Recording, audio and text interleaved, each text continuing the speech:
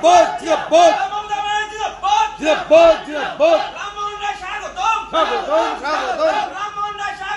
স্বাগতম স্বাগতম বন্দে মাতরম।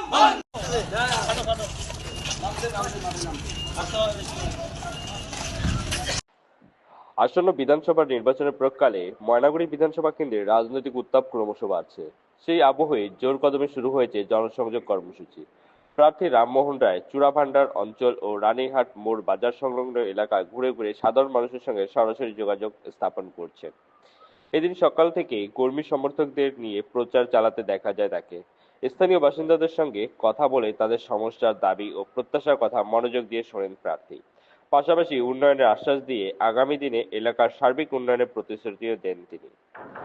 রানীহাট মোড়বাজার এলাকায় প্রচার ঘিরে ব্যাপক সাড়া পড়ে যায়। সাধারণ মানুষ স্বতঃস্ফূর্তভাবে অংশ নেন এই জনসংযোগ কর্মসূচিতে। স্থানীয়দের মতে ভোটের আগে প্রার্থীর এই সক্রিয় উপস্থিতি ইতিবাচক বার্তা দিয়েছে। দলীয় সূত্রে জানা গিয়েছে আগামী কয়েকদিন ধরে ময়নাগুড়ি বিধানসভার বিভিন্ন প্রান্তে এই ধরনের জনসংযোগ কর্মসূচি আরো জোরদার করা হবে। লক্ষ্য একটাই, ভোটারদের কাছে পৌঁছে তাদের আস্থা অর্জন করা। ময়নাগুড়ি বিধানসভার প্রার্থী রামমোহন রায়কে সাধারণ মানুষ পেয়ে অনেকটাই খুশি ময়নাগুড়িবাসী। রাজনৈতিক মহলের মতে নির্বাচনের আগে এই ধরনের নিবিড় জনসংযোগই হতে পারে ফল নির্ধারণের অন্যতম বড় ফ্যাক্টর। ফলে এখন থেকেই ময়নাগুড়ি কেন্দ্র জুড়ে শুরু হয়েছে ভোটের লড়াইয়ের আসল প্রস্তুতি।